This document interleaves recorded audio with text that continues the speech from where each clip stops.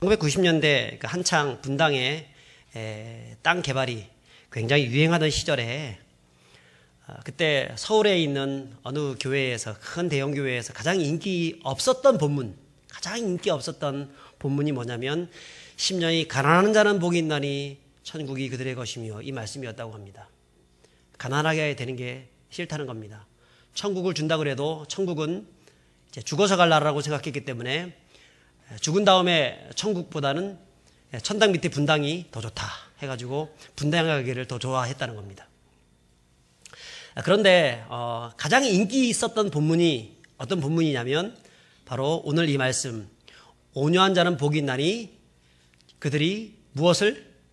땅을 기업으로 받을 것이며, 땅을 기업으로 받는다고 하니까 너무너무 좋아가지고 실제로 온유하면 좋겠다 이런 마음을 가졌다는 겁니다. 그래서 이 본문이 당시 땅 투기의 열풍에 일조하면서 굉장히 유명한 본문이 되었는데, 근데 땅 투기에 뛰어들었던 사람들 중에서 솔솔하게 그런 재미를 봤던 사람들이 온유한 사람들이 아니라 아주 우락부락하고 우격다짐하고 폭력배를 동원해가지고 과격하게 행사했던 사람들, 그런 사람들이 재미를 보았다는 겁니다. 사실 여러분, 세상이 그렇지 않습니까? 세상은 착한 사람이 이깁니까? 목소리 큰 사람이 이깁니까? 목소리 큰 사람이 이깁니다. 길거리 지나가다가 접촉사고라도 딱 나면은 민증 까봐 소리 막 바락바락 지는 사람이 훨씬 더 이깁니다. 그게 참 세상의 현실인 것 같습니다. 곱상하게 생긴 그런 사람들보다는 아주 얼굴에 한 인상 하는 인상파들이 훨씬 더 이길 가능성이 더 많습니다. 자, 그런데 그런 세상에서 온유한 사람들이 어떻게 땅을 기업으로 찾을 수 있겠습니까? 그래서 그렇다고 볼 때 세상에서는 이 온유한 자가 복이 있나니 저들이 땅을 기업으로 받을 것이다, 이 말씀보다는 오히려 온유한 자는 복이 없나니 그들이 땅을 차지하지 못할 것이다, 이 말씀이 훨씬 더 맞는 말씀 같습니다. 그런데 예수님께서는 오늘 이렇게 말씀을 하고 있습니다. 일반적으로 세상에서는 이 온유하다는 그런 말을 어떻게 생각합니까? 뭔가 좀 모자라다, 힘이 없다, 약하다, 우유부단하다, 또 무기력한 상태, 그런 상태를 온유한 상태라고 생각할 수 있습니다. 온순한 상태, 착한 상태, 세상 물정을 잘 모르는 그런 사람들을 온유하다라고 말하기를 좋아합니다.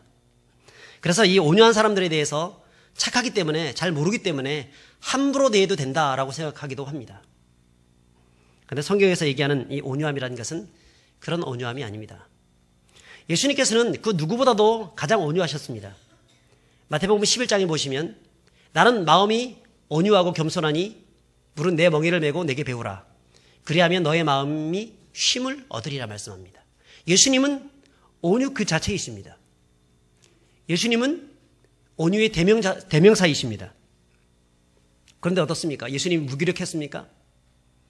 예수님이 우유부단했습니까? 예수님이 나약했습니까? 예수님이 세상 물정 아무것도 모르는 그런 분이었습니까? 아니었다는 겁니다. 오히려 예수님은 하늘과 땅을 창조하신 분입니다.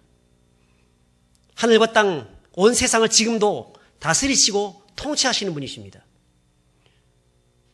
죽으셨다가 살아나신, 죽음을 지배하시는 분이시고 생명을 이끄시는 분이고 승리하신, 여러분, 만왕의 왕, 만주의 주, 그분이 우리 예수 그리스도이십니다. 그러므로 이 온유하다는 말은 단순히 나약하거나 무기력하다는 말이 아니라는 것입니다. 또 어떤 사람들은 이 온유함을 이 온순함으로 생각하는 사람들이 있습니다. 착하다, 그러니까 선하다. 근데 여러분, 예수님을 보십시오. 예수님은 당신을 향하여서 온유하다라고 말씀을 하시지만 그 예수님에게는 세상 사람들이 생각하는 그런 착함, 그런 어떤 순박함, 오히려 그것보다 예수님은 이 성전에서 장사하는 자들을 향해서 예수님 어떻게 하셨습니까? 장사하는 자들을 향해서 호통을 치셨습니다. 진노하셨습니다. 채찍을 가지다가 그 모든 장사치들을 다 쫓아내시고 하나님의 성전을 이 강도의 소굴로 만드는도다 외치시면서 그 상을 다 들러 엎어버렸습니다. 그렇다고 볼 때 그 온유하다는 예수님의 그 모습들을 보면 여러분 세상의 그 온유함과 예수님의 온유함은 다를 수 있다는 것입니다. 오히려 예수님은 우리가 여기 보면 주, 목나, 헐병, 옥대 있죠. 이게 뭔 뜻인지 제가 몇 번 말씀드렸습니다. 무슨 뜻입니까? 줄인 자, 목마른 자, 나그네된 자, 헐벗은 자, 병든 자, 옥에 갇힌 자. 여러분 이런 사람들에 대해서는 한없이 자비스러웠습니다. 한없이 은혜와 긍휼을 베풀어 주었습니다. 근데 자기밖에 모르고 또한 위선적인 바리새인들, 여러분 그런 사람들 대할 때에는요 독사의 자식들아 이렇게 얘기했습니다. 독사의 자식들아.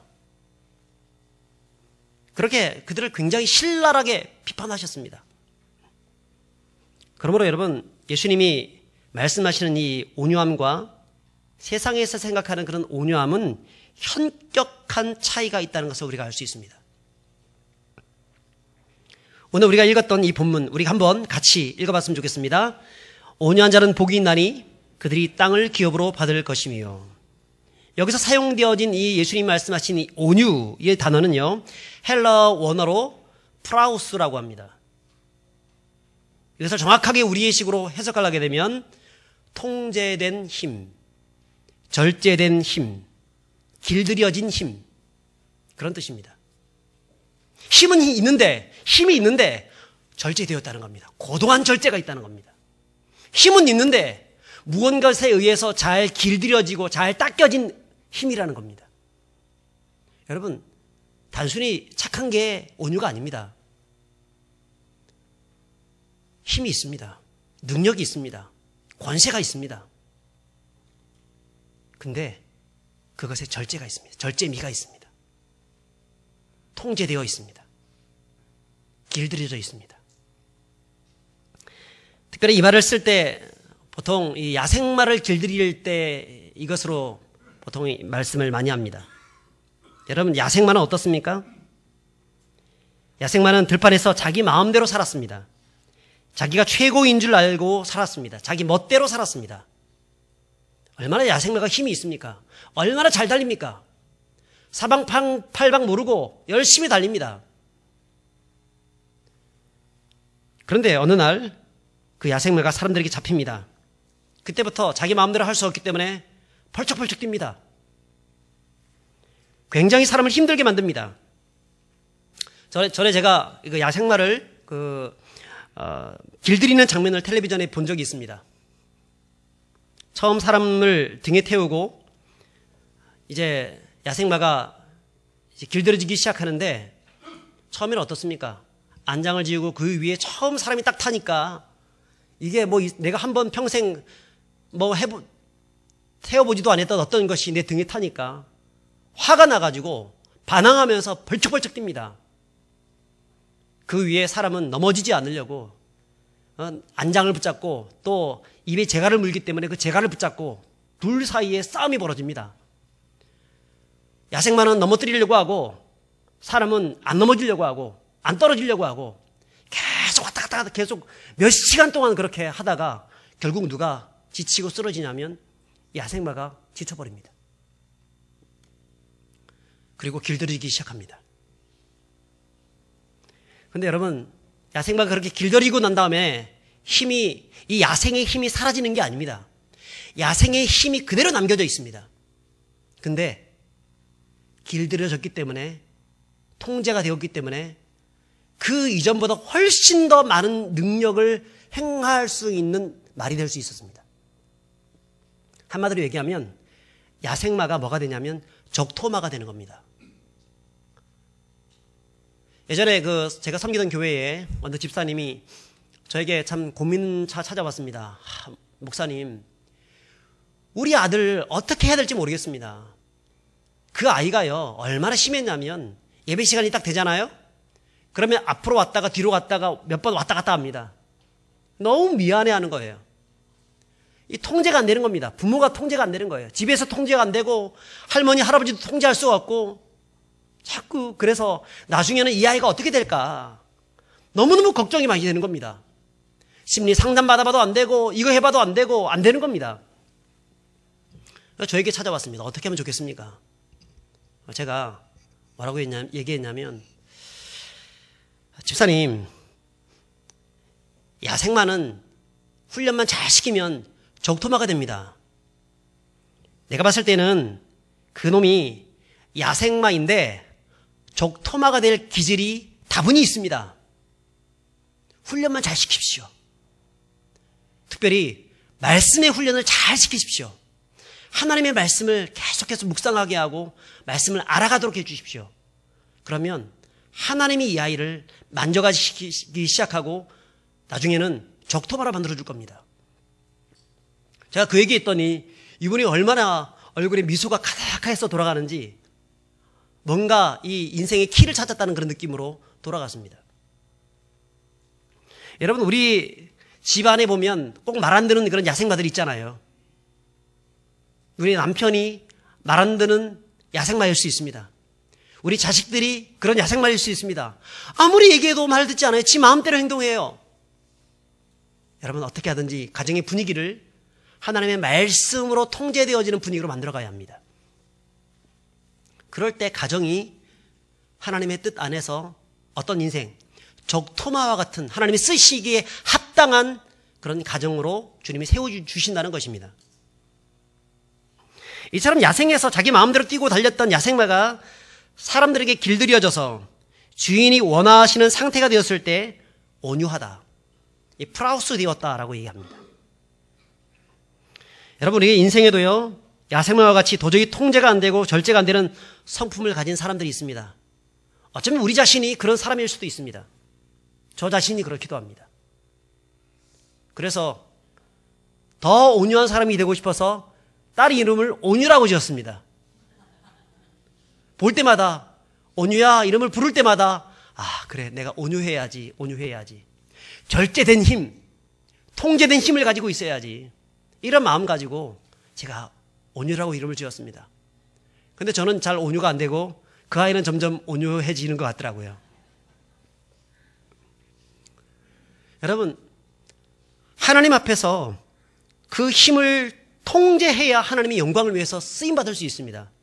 통제하지 않으면, 절제하지 않으면, 하나님의 말씀으로 우리의 힘들이 길들여지지 않으면 하나님이 그 사람을 아무리 탁월한 사람이라 할지라도 사용하지 않는 것입니다. 그러므로 하나님, 나를 통치해 주십시오. 나를 다스려 주십시오. 나를 길들여 주십시오. 나를 설득시켜 주십시오. 그렇게 기도하는 분들이 될 수 있기를 바랍니다. 그럴 때 하나님이 그런 사람을 통해서 하나님 나라를 세우십니다. 그런 사람에게 땅을 기업으로 더하여 주시는 것입니다. 여러분, 민수기에 보게 되면 세상에서 가장 온유함이 승했던 사람이 나옵니다. 민수기 12장 3절에 모세가 등장합니다. 12장 3절은 이렇게 말합니다. 이 사람 모세는 온유함이 지면의 모든 사람보다 더 하였더라 라고 말씀합니다. 오늘 이 말씀은요, 구스 여인을 자신의 아내로 취한 사건을 배경으로 하고 있습니다. 아마도 모세가 그의 아내 십보라가 죽고 난 다음에 구스 여자를 자신의 아내로 맞이했던 것 같습니다. 그 모습을 보면서 그의 형이었던 아론과 그의 누이였던 미리암이 노발대발하는 것입니다. 아니, 어떻게 하고 많은 그런 여자들이 많은데 그 여자들 다 제껴놓고 하필이면 구스 여자를 취한단 말이냐. 굉장히 어떻게 해서 당신이 우리의 가정의 명예를 더럽힌단 말이냐. 이스라엘의 명예를 더럽힌단 말이냐. 이렇게 따지고 들었습니다. 여러분, 구스 여인은 어떤 사람이냐면, 구스는 오늘날식으로 얘기하게 되면 에티오피아입니다. 아프리카입니다. 흑인입니다. 흑인 여자입니다. 예를 들어서 오늘날도 만약에 우리가 외국인들과의 그런 결혼이 상당히 많이 일반화되어져 있는 그런 상황이긴 하지만, 여러분, 그래도 만약에 우리 딸이 아프리카 흑인 사위를 데리고 왔다. 아마 그렇게 했으면 우리 중에서 몇 분은 입에 거품 물고 쓰러질 분들이 몇 분 계실지 모르겠어요. 그렇지 않습니까? 근데 이스라엘 같은 경우는 그때 당시, 지금으로부터 수천 년 전에, 더군다나 이스라엘은 어떻습니까? 혈통을 굉장히 중시하던 그런 나라입니다. 뿐 아니라 모세가 누구입니까? 모든 이스라엘, 그 혈통을 중시하는 이스라엘 전체를 이끌어가는 영도자입니다. 리더십입니다. 탑 리더입니다. 그 탑 리더가 흑인 여자를 취했다, 아내를 맞아들였다, 있을 수 없는 일이죠. 어쩌면 이 아론과 미리암의 이 불만이 당연한 것입니다. 근데 오히려 하나님이 그런 아론과 미리암을 책망하고 있습니다. 그리고 모세에 대해서는 오히려 칭찬하면서 모세는 그 온유함이 모든 사람들보다 승했다, 더하였다라고 얘기하고 있습니다. 어째서 이렇습니까? 이 모세는요, 하나님이 이스라엘을 이끌기 위한 하나님이 특별히 선택하여서 불러내신 영도자입니다. 그러니까 하나님을 대신하는 사람입니다. 비록 이 사람이 잘했든 잘하지 못했든 너희들은 이 모세의 그 리더십을 받아들이고 순종하는 삶을 살아가야 되는데 그 앞에서 불만이 웬 말이냐. 하나님이 그렇게 얘기하고 있는 것입니다. 그래서 나중에는 미리암에게 문둥병을 바라게 하십니다. 그런데 그런 모습들을 보면서 모세가 어떻게 하냐면 하나님께 찾아가서 기도합니다. 하나님, 저 문둥병을 사라지게 도와주시고 저들을 불쌍히 여겨주시고 용서해달라고 기도합니다. 여러분, 이런 모습들 바로 모세의 온유함이었다는 겁니다. 자신의 그 입장으로 봤을 때는요, 충분히 자신의 어떤 그 권력, 어떤 그런 영권 이런 것으로 봤을 때에는 여러분, 이 사람들이 자기의 형제요 누이인 것을 떠나서 만약에 자기의 영권에 도전을 하게 되면 어떤 일이 벌어집니까? 다른 사람들도 영권에 도전하게 되고, 그렇게 되면 이스라엘 공동체가, 더군다나 이 광야 생활하고 있는 이스라엘 공동체가 무너질 수 있지 않습니까? 그럴 때에는 과감하게 본때를 보여줘야 합니다. 과감하게 뭔가 해줘야 합니다. 근데도 불구하고 그렇게 하지 않습니다. 오히려 그런 과감하게 본때를 보여주고 있는 하나님 앞에 하나님 저들을 불쌍히 여겨주십시오라고 기도하고 있습니다. 그래서 하나님이 그 모세의 그 모습을 보면서 감동을 받아가지고 오늘 민수기 12장 13절에 이 모세가 그의 온유함이 모든 사람들보다 더하였다라고 얘기하고 있는 것입니다. 근데 여러분, 모세가 처음부터 이렇게 온유한 사람이었습니까? 그렇지 않습니다. 출애굽기 2장에 보시면 모세는 애굽의 왕국으로 있는 동안에 굉장히 교만한 사람이었습니다. 애굽의 왕궁에 있으면서 학문과 기술을 다 배우고 익혔고, 자기의 어머니였던 하셉스투 그 공주, 여러분 하셉스투 공주는요 모든 애굽의 실권을 가지고 있었던 사람이었습니다. 그런 하셉스투 공주의 양아들로 들어가가지고 거기서 엄청난 권력과 힘을 자랑했던 그런 사람이었습니다. 그런데 그 모세 안에는 어떤 피가 흘렀죠? 이스라엘의 피가 흐르고 있었습니다. 그것 때문에 이스라엘의 피가 흐르고 있었기 때문에 이스라엘 백성들이 고통당하는 모습들을 그냥 볼 수는 없었습니다. 언젠가 저들을 좀 도와주고 싶은 마음을 가지고 있었습니다. 근데 이것을 겉으로 드러내게 되면 자칫 애굽 전체의 반역자가 될 수 있기 때문에 그럴 수가 없는 겁니다. 그러다가 어느 날 어느 한 지역에서 그는 애굽 사람이 이스라엘 백성들을 괴롭히는 모습을 보면서 분노를 참지 못하여서 그 애굽 사람을 쳐 죽이게 됩니다. 여러분, 그것 때문에 이 일이 발각되게 되면서 모든 애굽의 배신자가 되어지고, 그래서 도망치게 됩니다. 살기 위해서 미디안 땅으로 도망치게 됩니다. 그런 사람이 바로 모세였습니다. 자신의 분노를 참지 못해서 사람을 죽일 수 있는 사람이 모세였다는 거예요. 자, 그런데 하나님은 그를 광야에 보내서 40년이라는 시간을 보내게 해주시고 그 광야의 모래바람을 맞게 해주시고 또한 40년 동안 양을 치는 인생이 되게 해주셔서 가장 낮은 자리까지 가게 해주심을 통해서 그를 어떤 사람으로 만들어주셨습니까? 온유한 사람으로 만들어주셨습니다. 그가 애굽의 왕국에 있을 때는 여러분 그의 혈기를 가지고는요, 그가 아무리 실력을 가지고 있지만 그것 가지고는 이스라엘 백성 전체를 인도할 그 영적 리더십을 가질 수가 없습니다. 여러분 세상에 수많은 사람들이 머리가 똑똑하고 권력을 가지고 있다고 하더라도 이것 가지고 성도들을 하나님 나라로 이끌어가는 영적 리더십을 발휘할 수가 없습니다. 좀 모자라도 없어도 가진 것이 없어도 어떤 사람을 하나님이 사용하시냐면 온유한 사람을 사용하십니다.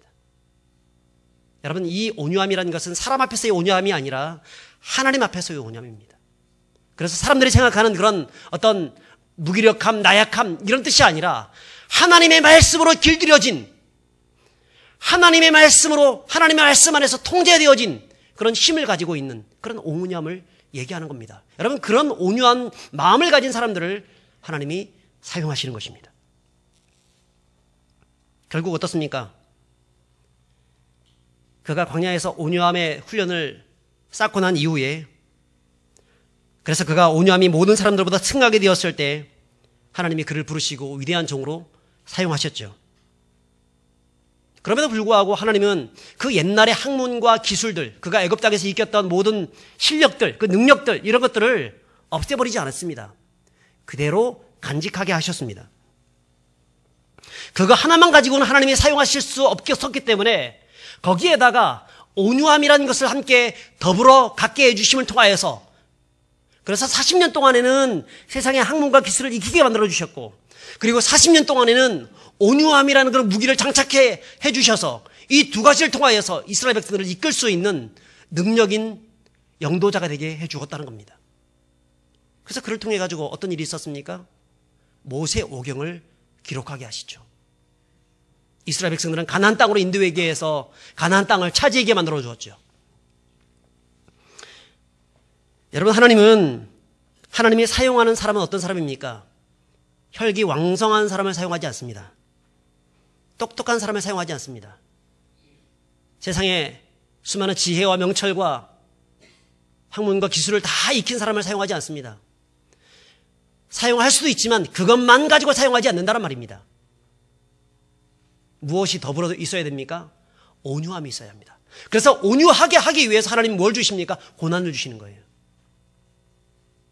온유하게 하기 위해서 하나님은 어려움도 주시고 골짜기도 지나가게 하시고 산도 넘게 하시고 바다도 건너가게 하시고 폭풍을 만나기도 하시고 좌초하고 넘어지고 쓰러지고 자빠지게 만들기도 하시고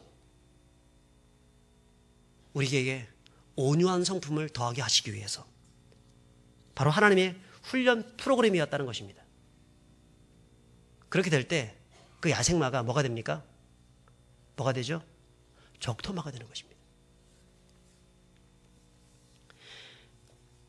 여러분 이런 경우를 보면 성경에 굉장히 많이 있습니다. 요셉의 경우 어떻습니까?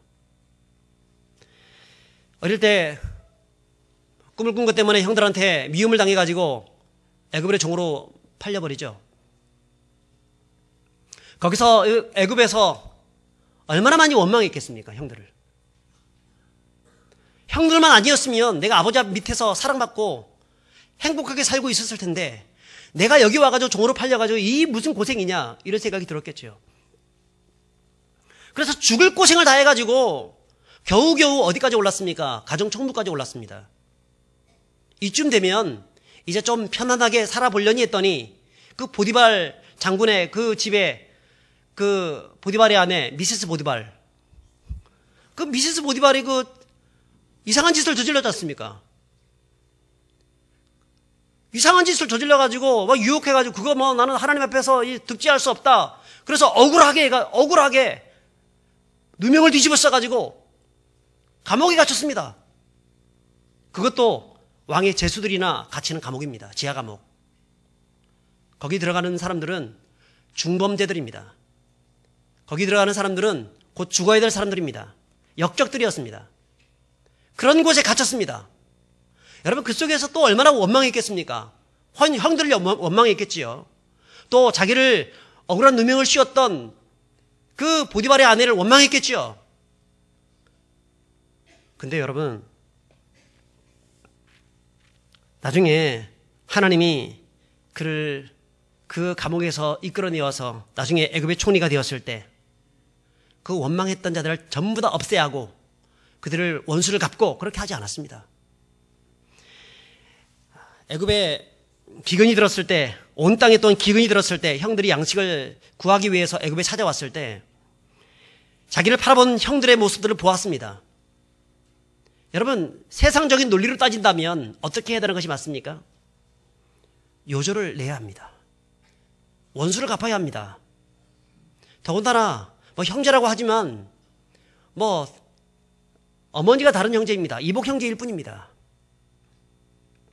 남이라고 생각하면 좋다. 당신이 나한테 했던 그런 짓을 내가 보게 되면 난 이 시간부터 당신을 더 이상 형제라고 얘기하지 않겠다. 남이다. 그리고 원수다라고 생각하면 원수죠. 그래서 자기에게 행했던 대로 그들에게 갚을 수도 있습니다. 그런데 그렇게 하지 않습니다. 오히려 그들을 길들입니다. 그들을 먹여줍니다. 그의 자녀들을 다 들여 모여가지고 자기가 키워줍니다. 그들을 용서합니다. 관용을 베풀어줍니다. 그 보디발의 아내에 대해서는 어떻게 했을까요? 어떻게 했을까요? 성경에는 나오지 않습니다. 근데 보디발의 아내에 대해서 성경이 나오지 않는다는 이유는요, 그를 어떻게 행하지 않았다는 얘기입니다. 원수를 갚지 않았다는 얘기입니다. 요셉의 성품으로 봤을 때는, 이 온유한 성품으로 봤을 때는 결코 원수를 갚지 않았을 것입니다. 자기 형들에게 했던 것처럼. 여러분 이처럼 요셉은 어떤 사람이었습니까? 온유한 자가 되었습니다. 근데 처음부터 온유한 자가 될 수 있었을까요? 아니에요. 여러분 처음부터 요셉이 온유한 사람이 아니었습니다. 자신이 꾸었던 그 꿈을 다 형들에게 얘기를 하고 또 나중에 보게 되면 형들이 잘잘못들에 대해서 다 자기 아버지 야곱에게 일러 바쳤습니다. 그런 사람이었습니다. 왜냐하면 자기는 아버지에게 유일한 사랑을 받는 사람이었습니다. 자기 아버지 야곱은 자기 어머니인 라헬을 너무너무 사랑했습니다. 라헬에게서 난 첫 아들이 바로 이 요셉이었기 때문에 특별히 사랑하여서 그를 위해서 채색 옷을 지어 입혔습니다. 그러니까 사랑을 혼자 독차지했던 사람이었습니다. 여러분 그렇게 사랑을 혼자 독차지했던 그 사람이 나중에 크게 되면 뭐가 되겠습니까? 자기밖에 모르는 사람이 되죠. 온유함은 없고 교만함밖에 없는 사람이 되는 것입니다. 그런데 하나님은 그런 요셉을 수많은 고난을 통하여서 어떤 사람으로 만들어 주셨습니까? 온유한 사람으로 만들어 주셨습니다. 그리고 온유한 사람이 되었을 때 그를 들어서 하나님이 이스라엘 백성들을 구원하시고 온 세상을 구원하는 애굽의 총로로 만들어 주신 것입니다. 결국 하나님이 그 요셉에게 복을 주십니다. 어떤 복 주십니까? 뭐 애굽의 총리가 되는 그런 복은 뭐 당연한 거지만 그의 자녀들한테 무슨 복을 주셨냐면 땅을 기업으로 얻는 복을 주셨습니다. 그의 두 자녀가 므낫세와 에브라임입니다. 야곱은 요셉 집발을 축복을 하는데 므낫세를 축복합니다. 에브라임을 축복합니다. 그랬더니 므낫세는요, 나중에 가나안 땅으로 들어가고 난 이후에 여호수아 정복 전쟁 때 땅을 다른 지파에 비해서 2배로 차지합니다. 요단 동편 땅 하나를 차지하고 요단 서편 땅을 또 차지합니다. 그래서 므낫세의 반지파란 말 들어보셨죠?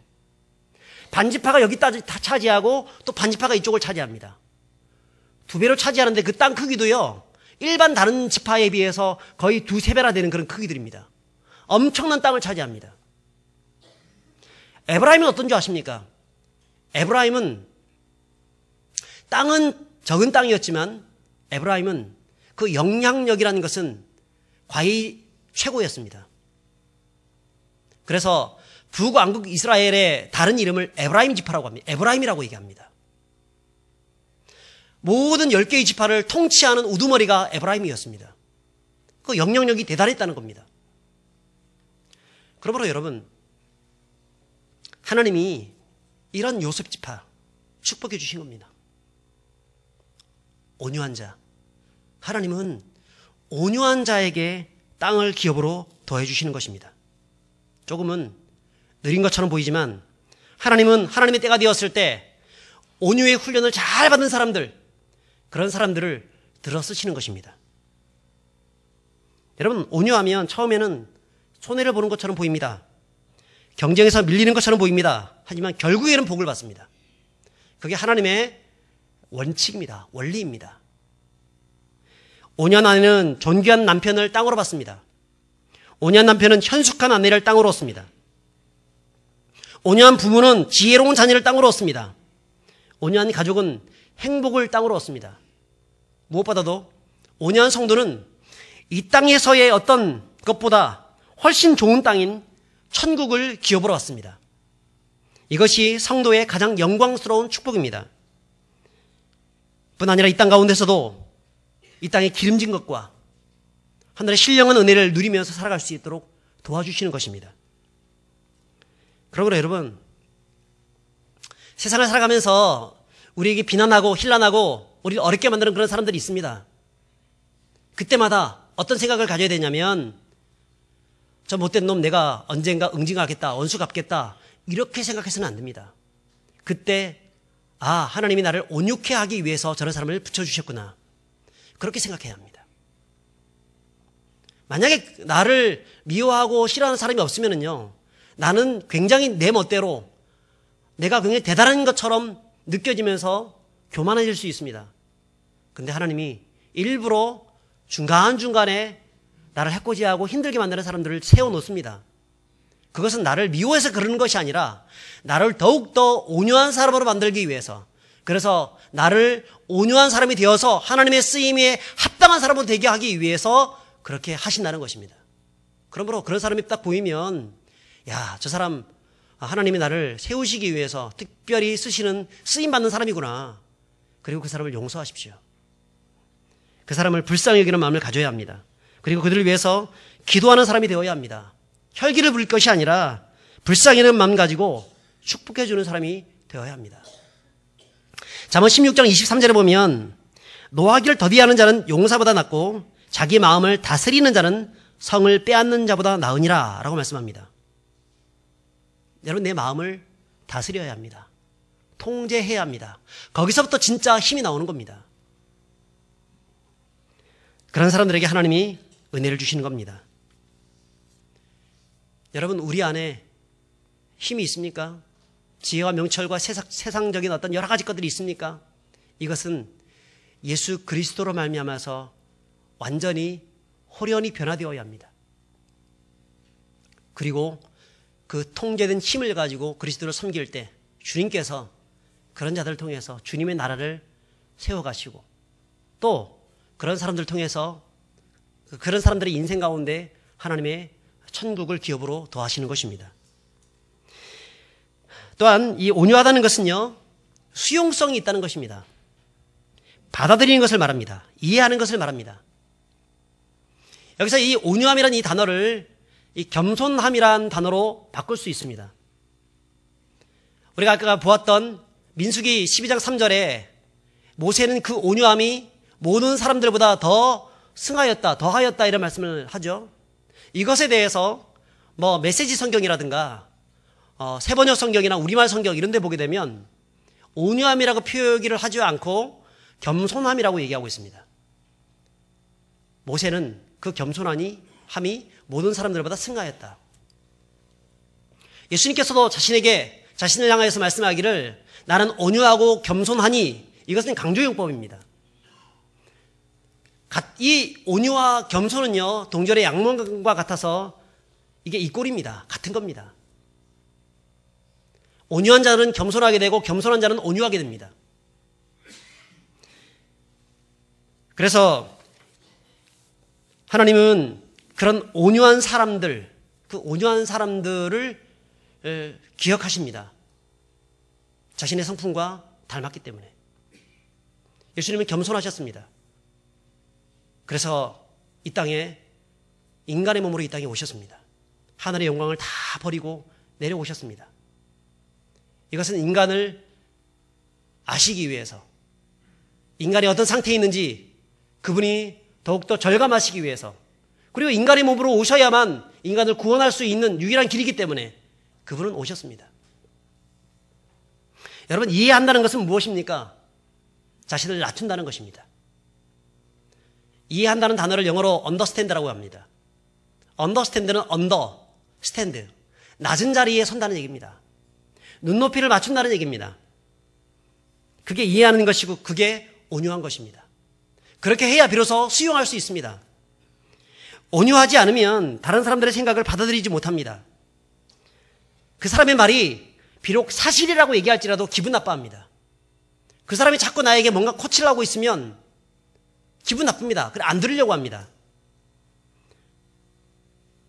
좋은 말이라 할지라도 받아들이지 못합니다. 하지만 온유함이란 내 경험과 지혜, 더 나아가서 내 나이가 연소함에도 불구하고 심지어는 유치원생이 하는 말이라 할지라도 그 속에서 뭔가 들을 가치가 있다고 생각하고 배우는 사람, 여러분 그런 사람들이 진짜 온유한 사람들이죠. 수용할 수 있는 사람입니다.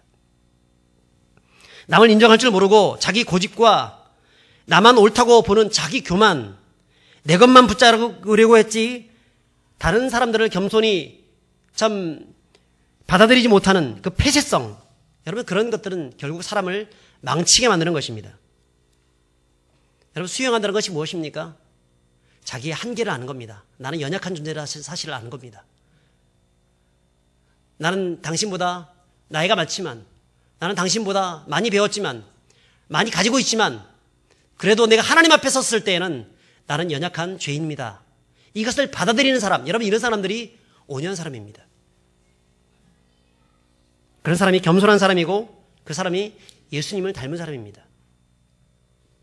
우리 모두 어떤 사람이 되어야 합니까? 온유한 사람이 되어야 할 줄 믿습니다. 하나님이 그런 사람들이 복이 있다고 얘기합니다. 이 성품은요, 태어날 때부터 나오는 이 선천적인 그런 성품이 아닙니다. 이것은 예수님을 만나고 난 다음에 얻어지는 성품입니다. 하나님의 말씀을 배우고 익힐 때 얻어지는 성품입니다. 길들여진 성품입니다. 말씀 안에서 통제되어진 성품입니다. 그렇게 될 때 우리는 주님의 일들을 제대로 감당할 수가 있습니다. 그러므로 여러분, 지금부터라도 나 자신을 어떤 사람으로 만들어야 합니까? 온유한 자로 만들어가야 합니다. 말씀으로 나 자신을 복종시켜야 합니다. 그리고 훈련받아야 합니다. 훈련을 통해서 우리는 온유한 사람이 될 수 있습니다. 훈련을 통해서 우리 삶이 변화되어질 수 있습니다. 제가 전에 섬기던 교회에 청년이 있는데, 이 청년은 예수님을 믿기 전에는 굉장히 참 본인 스스로 저에게 말을 하기를, 목사님, 저는요 교회 다니기 전에, 예수 믿기 전에 개차반이었습니다 라고 할 정도였습니다. 예수 믿기 전에 이 친구는 술을 얼마나 좋아하는지 술을 끊을 수가 없습니다. 하루에도 무슨 이유 때문에 그렇게 고민이 많은지 하루에도 몇 병 마십니다. 여러분 그 지하철에서 혹시 토하는 분 보신 적 있습니까? 그리고 그 위에 자기 몸을 나뒹구는 그런 분 본 적 있어요? 자기가 그런 사람이었다는 겁니다. 술 깨가지고 보면 몸에서 막 냄새 나요. 무슨 냄새인가 봤더니 자기가 구토한 그것이 몸에 막 묻어있는, 자기도 제정신이 아닌 그런 사람이었습니다. 그런 사람이 교회에 왔고 예수 믿었고 저와 같이 성경 공부를 하고 하면서 훈련받았더니 이 친구가 어느 날부터 그 술을 끊었습니다. 평생 끊어보려고 노력했는데 안 끊어졌던 술이 끊어졌습니다. 담배, 교회 와가지고 담배 피는 거 저한테 몇 번 걸렸습니다. 뒤에서 숨어가지고 어떤 친구가 막 담배를 피우고 있더라고요. 누군가 봤더니 그 친구예요. 그래서 제가 아무개 형제 이렇게 불렀더니 깜짝 놀래가지고 이 담배를 뒤로 확 숨겼는데 이게 잘못해가지고 손이 대었습니다. 근데도 이 담배 피는 것을 안 들키려고 그거 참았습니다. 그런 친구가 담배 끊었습니다. 그리고 자기의 삶 가운데 이런 고백을 하더라고요. 목사님, 저는 지금까지 정말 내 마음대로 이렇게 살아왔는데, 내 잘난 맛에 이렇게 살아왔는데, 이젠 술도 끊고 담배도 끊고 이제 예수 믿고 난 다음에 이렇게 변화되었는데, 나는 이제는 예수님 위해서 살고 싶습니다. 이웃을 위해서 살고 싶습니다. 그래서 그 친구가 나중에는 고아원을 내가 자기가 짓고 싶다는 그런 말을 하더라고요. 그래서 제가 고아원을 짓 때 많이 지어라고 축복해 줬습니다. 그런데 그 친구가 나중에 고아원을 짓지 못했습니다. 왜냐하면 중간에 망했습니다. 이 친구는요, 옛날에 그 AIG 생명 아시죠? 그 AIG 생명의 그 영업사원이었는데 100명 중에 한 사람이었습니다. 영업사원. 100대 안에 들어갔습니다. 얼마나 영업을 잘하는지. 돈을 엄청나게 벌었습니다. 근데 엉뚱한 것에 투자해가지고 잘못해가지고 돈을 많이 벌겠다고 했다가 쫄딱 망했습니다. 그리고 AIG가 망했잖아요. 망하고 AIA로 바뀌었습니다. 퇴사하고 난 다음에 뭐 할까 그렇게 하다가 공무원 시험 하나 준비하자. 공무원 시험을 쳐가지고 사회복지 공무원으로 들어갔습니다. 지금도 사회복지 공무원으로서 열심히 돌아다니면서 약하고 어려운 사람들을 도와주고 있습니다. 저는 이 사람이 성공했다고 생각합니다. 고아원을 지은 건 아니지만 이웃을 정말 섬기고 사랑하는 그런 정말 그리스도인으로서 살아가는 그런 모습들을 갖추었다고 저는 생각합니다. 여러분, 이처럼 온유한 자, 그를 훈련 잘 시켜서 통제된 힘을 가지고 있는 그런 사람들을 하나님이 사용하시는 것입니다. 여러분, 하나님의 말씀으로 내 자신을 처복종시키시고 말씀 안에서 온유함을 만들어 가셔서, 그래서 어떤 지혜와 명철과 능력도 가지고 있지만 그것을 하나님의 말씀으로 통제가 되어져서 주님을 위해서 온전히 쓰임받는 그런 믿음의 백성들 될 수 있기를 주의 이름으로 축복합니다. 우리 함께 찬양하도록 하겠습니다.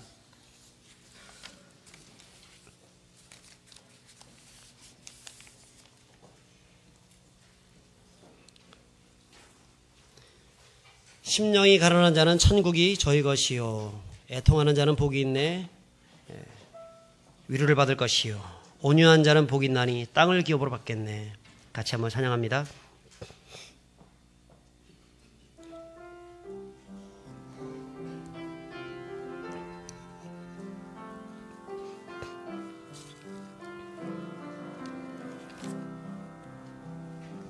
심령이 가난한 자는 천국이 저희 것이요, 애통하는 자는 복 있네 위로를 받을 것이요, 온유한 자 복이 있나니 땅을 기업으로 받겠네. 의에 줄이고 목마른 자는 저희 배에 부를 것이요, 국률